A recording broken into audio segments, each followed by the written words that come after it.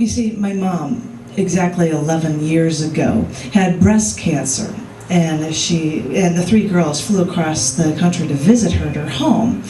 And Mom felt bad that she couldn't make her trip better because she just found out that she had cervical cancer too. But we couldn't have come at a better time, and she had procedures, and she had surgeries, and she had some radical hysterectomy, and all the cancer was gone. She was in the clear. So for a decade, she went to the doctor, they found no cancer in her, and all seemed well. She had beaten a killer. When I was almost killed in a car accident, I had head trauma, no fractured bones except for my skull. They never told me, just my family but not me, the patient, that I'm expected to have a seizure within 6 months of my accident. I had a grand mal seizure 7 months after I was almost killed. No one explained to me what was happening. I had to figure it all out as I went along.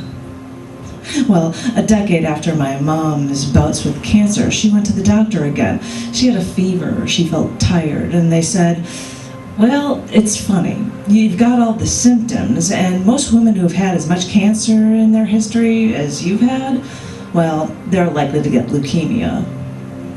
And she did. And when she found out at her home in Southwest Florida, she traveled to University of Chicago Hospital. I hear that's a good hospital, you know. And she got prepared for chemo. She was in the hospital shorter than me. Damn, I shouldn't be so self-centered that way. But she had chemo, she lost her hair. And with her new crew cut, she had this, as it was growing back, she looked just like her brother, Uncle Pete, back from the army photos. And the doctor said that she was in remission. Now, this leukemia is a tricky thing. Cancer of the blood versus cancer of an organ. It's easier when you could just remove an organ and leave it at that. But this was cancer in her blood, and the cancer crept into her bone marrow, where they had to periodically drill into her hip bone for a bone marrow biopsy to see if there was any cancer in her bone marrow. Fun job, drilling into her hip bone. You wonder why there are so many hip replacement surgeries now. Look at how doctors test now. A little bone pulled here, a little bone pulled there. Well, anyway, the doctor said that she was in remission. Happy, happy, joy, joy. But because this cancer of the blood thing is tricky, they were going to give her another round of chemo, just to be on the safe side, because, you know, if people don't go through this extra round of chemo, the leukemia is more likely to actually come back. So Mom took the chemo, and she recovered at my sister's house until she was well enough to go back home and recoup in her own home. I visited her in her recoup time, just shy of my parents' 56th wedding anniversary. I bought the cologne Dad would give Mom for their anniversary while I was visiting. She hoped that when her hair grew back after the chemo, it would grow back curly, and it was. And she was so used to having a hairdresser style her hair into a beehive, and now she's good where she always had to sleep on her nose because she had her hair done up all huge big, so her hairstyle would stay in place.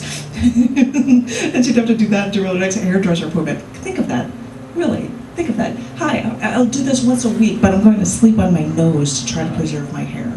What? Sorry, that's not in there, but just think about that. I couldn't have, what on earth? Sorry. Anyway, I'll stop at that.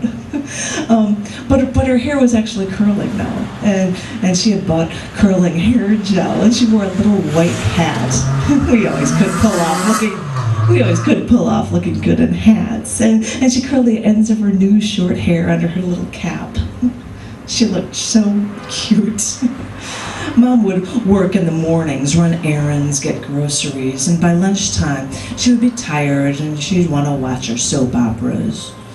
But who can blame her? She's still recovering from all that chemo hell that she went through. All of her neighbors said it's amazing how well she's doing after she's gone through so much. And they were right. A month after I left from visiting, Mom started feeling tired, feverish, so Dad took her to the doctor, and they said, silly us, she wasn't in remission. They wanted to put her in hospice care immediately, and she looked at Dad, and they both instantly agreed to not give up that easily. So back to the University of Chicago hospitals. more chemo for Mom, a different chemical this time so she wouldn't lose her hair. But after she went through the chemo again, they found no change in her condition. And they said, you got two choices. Because you're immune to chemo now, you can go for experimental treatments, or you can decide to stop treatments. She said, I don't want hospitals anymore. So she made her choice. And the doctor said she has 2 to 6 months to live, maybe as long as a year. And I said to her as she was getting platelets at the hospital, hey, when your father had cancer, Mom, doctors gave him 6 months to live. How long did he live? And she said, 6 years. So this is something that she could beat. We Bakutas come from a strong stock. We can do anything. I know we can. But I don't think she wanted to fight. I think the pain in her bones was too strong, and I think she was tired of fighting a battle she couldn't win, so she let it take over. They said 2 to 6 months. She lived just shy of 3.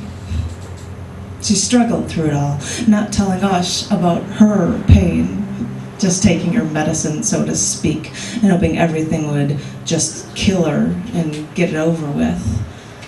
And I think emotionally, she made the choice, despite us.